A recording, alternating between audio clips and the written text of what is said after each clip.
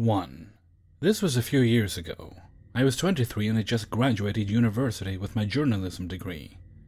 I graduated a semester later than my friends and, as a result, was still slinging beers at a restaurant while most others had bagged internships or were working their 9-to-5s. I was frankly feeling a little lost and desperate to be doing something for my career. Enter my series of poor life choices. I was working a day bar shift at the restaurant, so bartending and serving all the lunch tables. It was a really quiet afternoon, and this stout old man, probably between 70 and 80 years old, was brought up to my section with 2 menus. I took his drink order, and he told me that he had a friend coming soon, so he would wait to get food. After a half hour, no one shows. I started to feel bad for him, and I still had my managerial access even though I was bartending. So I offered him an appetizer on the house while he waited. But he looked dejected and refused. At this point, he was the only customer, so I sat with him to keep him company. He told me about how his friend was a photographer, and she had offered to take his photo as a reference for him to draw a self-portrait from. He said that his neighbor always calls him the Thinker, and she had painted his deck for him, so he wanted to give her the drawing of himself in the pose as a gift. But he sighed and said he didn't think his photographer friend would be joining him after all. He got this sad look on his face and said, "It's hard to find people to help with this. Once you get to be my age, all your friends are dead." Immediately I jumped up and said, "I'm actually a photographer. I just graduated with a degree majoring in photojournalism. I can take your photo. Do you have a camera? We can take it right now." He said he wanted the photo to be realistic. No, with a background of trees, so he refused. Here's where I get stupid. I tell him we can meet the next day, it's my day off. We can go to a nearby park and I'll bring my professional camera. In my head, I'm thinking that this is great. I have a reason to use my expertise to help someone, instead of hate-washing the Kardashians all day, while everyone else is at an office. We agreed to meet at the cafe by the park, first to have coffee and talk, and then we'd go take the photos. I went home ecstatic, thinking I did a good deed and I made a new old man friend who can share his wisdom or whatever. We met at the cafe and talked for a while. He kept insisting that he would pay me $300, but I told him I just wanted to help him. He was getting increasingly sheepish, though, and saying he didn't want to be embarrassed. Alarm bells are ringing in my head, but I couldn't figure out why. He was acting really strange and fidgety. But I chalked it up to him not liking being photographed. As we were finishing the coffee, he admitted that the neighbor didn't really paint his deck, but she actually gave him a topless photo of herself, which was why he wanted to give her the portrait.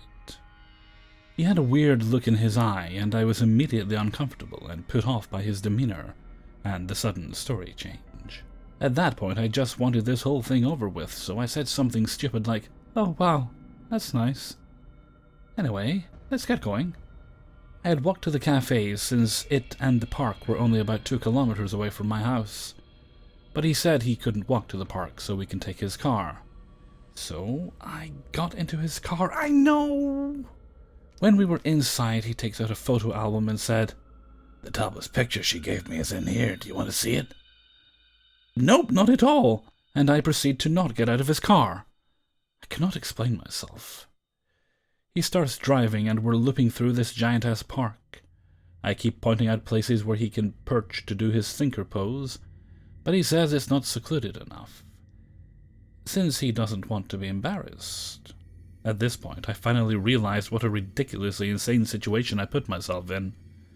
I'm a young, defenseless woman in a car with a man I don't know who is looking for secluded places in the woods. Great. I wondered what photo of me they'd use in my obituary. I finally convinced him to pull over next to a bench. I had my body half out the door before he said, "Wait, how should we do this?" I gave him a confused look and asked what he meant. "Well, should I take my clothes off in the car or out on the bench?" If I was a cartoon, my jaw would have been on the floor. I kept the door open and my foot outside and asked WTF he meant. And he said, "Well, I told you I wanted it to be realistic. In the sculpture, the thinker is naked. I thought you understood." "Sir, please, at no point was that a discussion. and I have already basically invited myself to get murdered. I say as much in nicer terms, since I still don't want to get murdered. So he tried this sad act and said that this was why he didn't want to be embarrassed. He offered to pay me $500. Jesus. I say a series of no, nope, and never, but I'm trying to get out of here alive. So I tell him that if he stays fully clothed, I will take a photo of him on the bench in the pose and email it to him. You can imagine the rest. He put the sad act on again, but agreed. As I'm leaving, he insists on giving me $100 bill for my trouble, even though I continue to say no. He puts it in my hand. I half ran the entire way to the university bar, and spent the day drinking and feeling violated and awful and confused and upset with myself and with him. I spent the dirty money on a fancy whiskey for my boyfriend because I didn't want it. I never sent him the photos. But wait, there's more. Months later, I went on a trip to the mountains with some friends, 2 of whom I worked with at the restaurant. I had moved SD cards around and put an old one in my point-and-shoot camera, honestly forgetting about those photos because I never even looked at them. One of my co-workers was scrolling through the photos we'd taken while we were eating, and she scrolled all the way to the beginning and said, "I recognize this man." Turns out he did the exact same thing to her 5 months prior to my idiocy, at the same restaurant. Only she did let him get down to his skivvies. So, creepy predator with a voyeur fetish who preys on the kindness of young, naive waitresses, let's not meet again. 2. I was on a cruise ship for Thanksgiving and went with my entire family. In an attempt to get away from my brothers, I stayed in my grandparents' cabin. On the very first day of the cruise ship, I walked around meeting people, and some of the people I met were really into basketball, just as I was. So we set up a scrimmage, but late at night so we could all eat dinner and whatnot first. The only problem was that the basketball courts closed at 7, so we would have to sneak in. My little group was playing every day and became my late-night routine. Skip forward to the last night on board, where my group was playing a pickup game as we always did. I got a text message, and reached into my pocket as I felt the buzz to read the message. It was from an unknown number saying, "Go check on your grandparents." So not thinking twice, I said goodnight to my friends and immediately went down to my floor. After the long walk to the elevator ride, I made it to my floor. I arrived on the complete opposite side of my room, so it was a long walk for me. As I was walking, I see this tattooed man staring at me on my left side. I am a bit of a paranoid person, so of course I immediately thought something was going to happen, already a bit concerned about my grandparents. We walk past each other with no problem, but he stops and says, "Excuse me, but did you see the gentleman who came out of this room?" And I reply, "No." As far as I'm concerned, the mini-conversation was over. We both went on our ways. So I thought. I casually glanced behind me, and now he's walking in my direction. I sort of slow down to see if he will pass, but when he gets close enough again, I remark, "I'm such an idiot, my room is on the other side." The creepy man looks a little angry and says, "You're lying. Your room is at the front. Here, let me take you to your grandparents." My face turned white. However, I knew what laid ahead if I went with him, so I took off running. I looked behind to see if he was chasing me, but thankfully he wasn't. I stopped running and started walking, grateful for the chance to catch my breath. I was relieved until I heard the sound of loud, determined footsteps, so I looked behind once again, and the man was chasing after me. I take off running again. The man caught up and grabbed me, but for some reason I was so scared I couldn't let out a scream. I was hoping that someone would come out of the rooms to save me, but like I said, it was the middle of the night, and nobody else was around. He took me to his room, but there was no furniture there. I looked in, and there was a woman sitting on the ground in the shadows. I could tell she was overweight. The guy shoved me in and told the lady, "My shift is over, I'm going to sleep." The dark figure nodded. Again, I was still in complete shock. My legs suddenly felt like 300-pound weights. The woman grabbed me and said, "I'm getting married soon, so this is the last fun I'm going to have."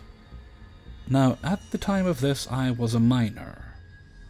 My vision was fading in and out, and I thought I was going to collapse, but suddenly the buffet was coming up in my stomach, and I threw up on her.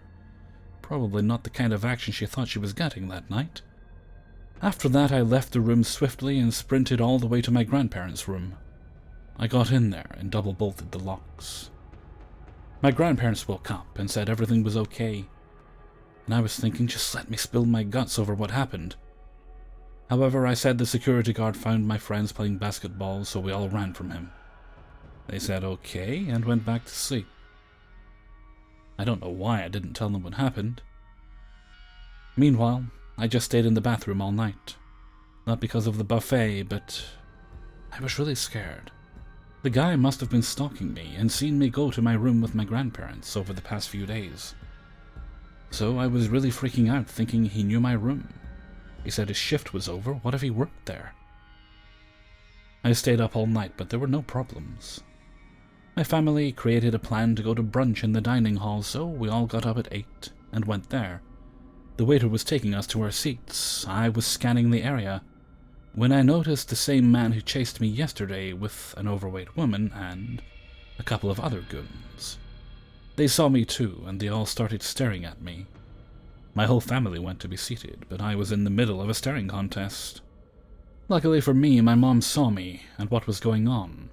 My mom looked at me and then looked at the table and said, "The guy with all those tattoos proposed to the girl a few nights back." I said out loud, "What the actual fuck?" My mom hit me and said, "Watch your mouth and go sit down."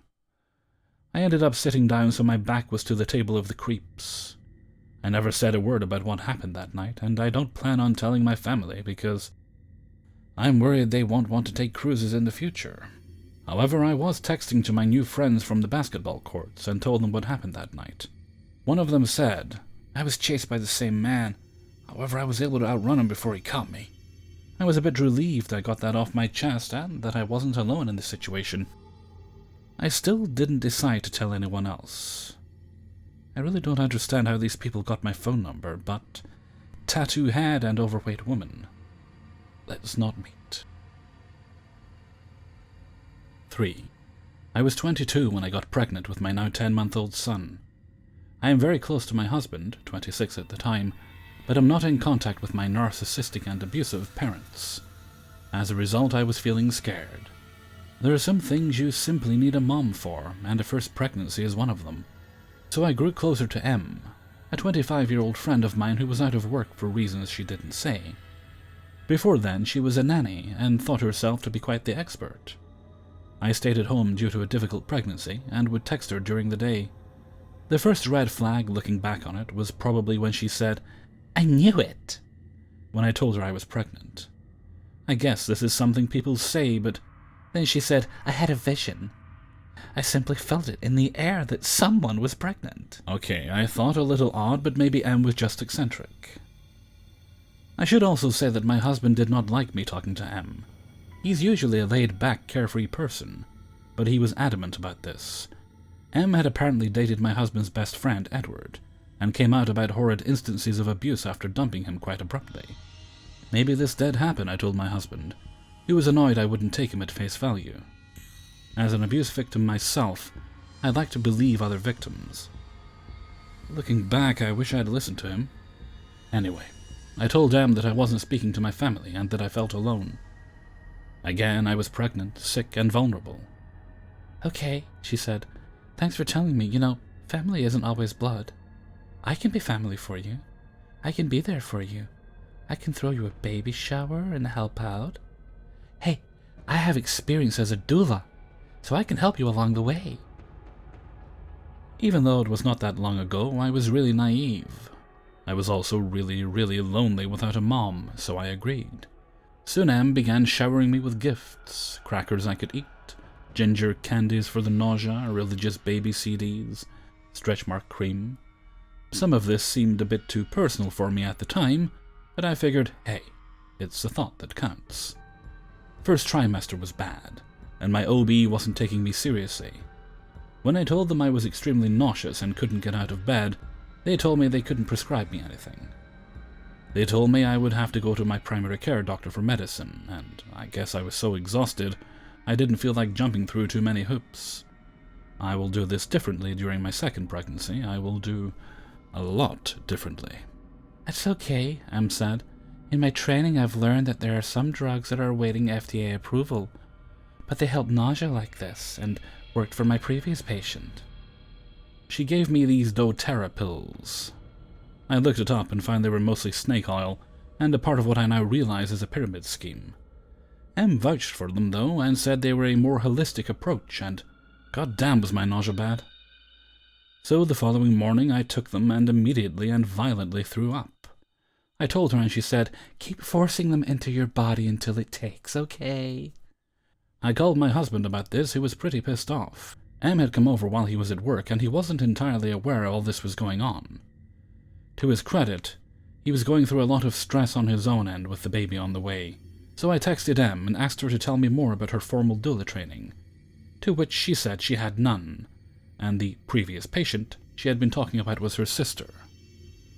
"I've looked at videos and read up on things," she said, as vague as ever. "But it's truly God's calling for me. Stay by me, and I would love to continue to help you." From then on, I was more cautious about Em. I asked her why she was out of work, and she told me she had an invisible illness.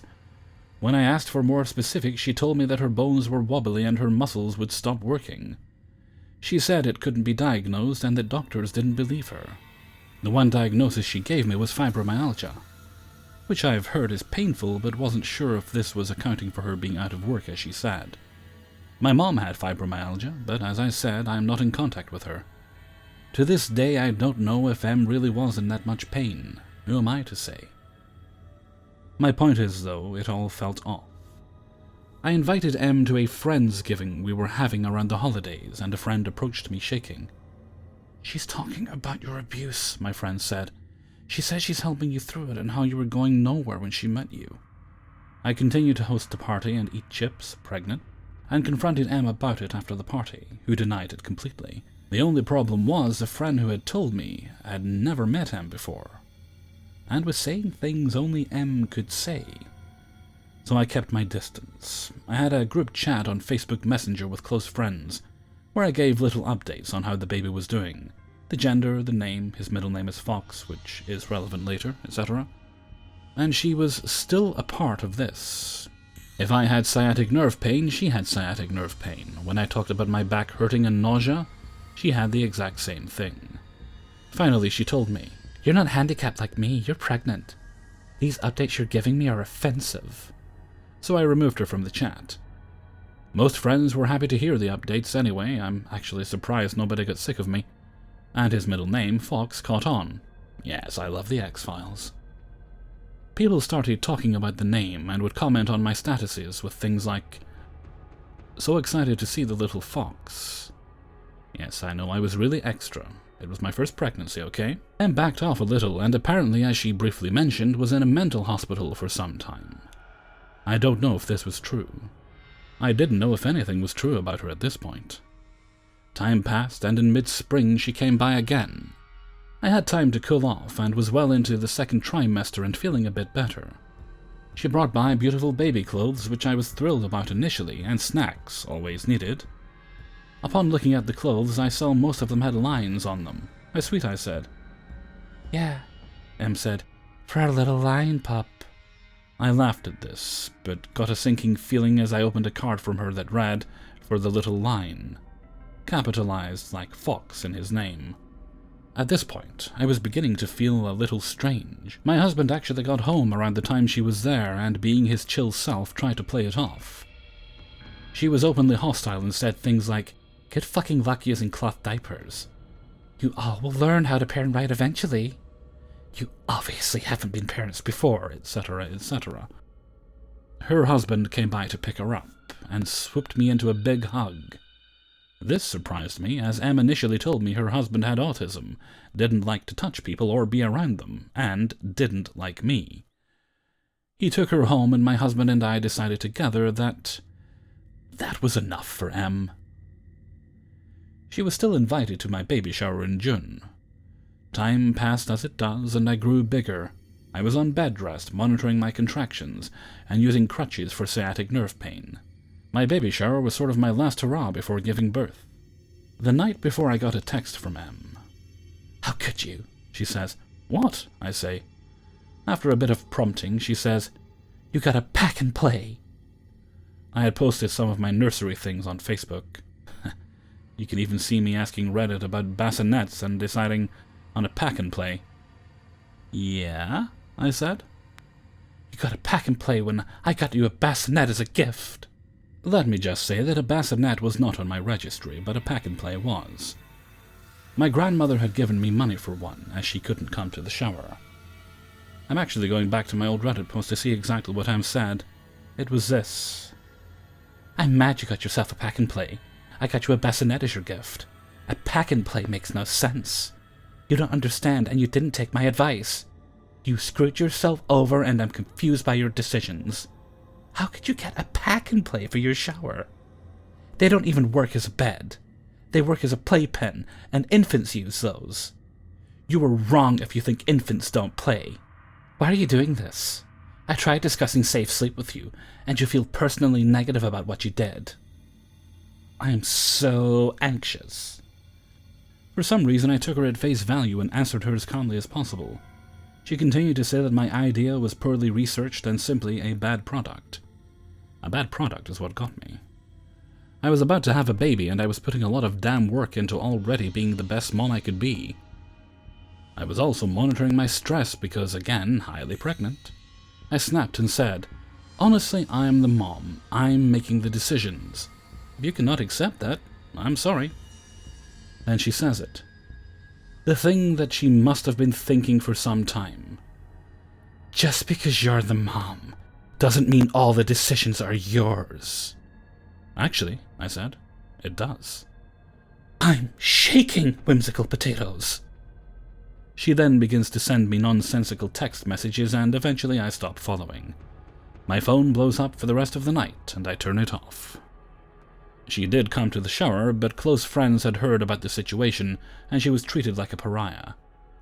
She gave me the bassinet, decorated entirely with lines, as well as a musty box full of old clothes and hairbands. One onesie read, "Loved by my dead grandfather in heaven." Still confused about this one. It's the last I see of her, and I would like to say the last I heard of her. But it's not. This past year she texted me and told me she was getting a divorce, and just to be there for her out of solidarity. Apparently she was devastated. However, we saw said ex-husband at a mutual friend's party, and he told everyone that her verbal abuse got too much to bear, so he ended it. He also said that she was having delusions and was hostile about things that did not happen. We asked him with caution if he was autistic, and he said no. He even went to 3 doctors to get himself checked out due to her accusations, and all 3 said he was not. We have since gotten closer to my husband's friend Edward, as well as his wife and child. When we told him all of this, he said, "Yeah, I don't go on about it, but I did in fact pick her up from a mental hospital once. She is bipolar and schizophrenic. But I can't even be sure about that." In light of making this post, I looked at her on Facebook. Another one of her friends is pregnant, and I saw her post. "I love my friend's children like they were my own." Pregnant friend, God help you. And don't take those doTERRA pills. Hey everybody, Hellfreezer here, and thank you very much for listening to 3 True Scary Stories, episode 411. And thank you very much to everybody who allowed me to use their stories in this video. I'm going to keep this outro a bit brief because, while I'm sure it's not very hot to some of you, it is kind of warm to me right now. It's a kind of weather where I feel quite lethargic a lot of the time because of it. So I had a little nap after I made the first video there, intending to just close my eyes for about 10 minutes and freshen myself up, and I think I woke up an hour later. So I'm running a bit behind, but not to worry. That's all the recording done now, and with that I'm gonna head off. So until next time, thank you very much for listening, and take very good care of yourselves.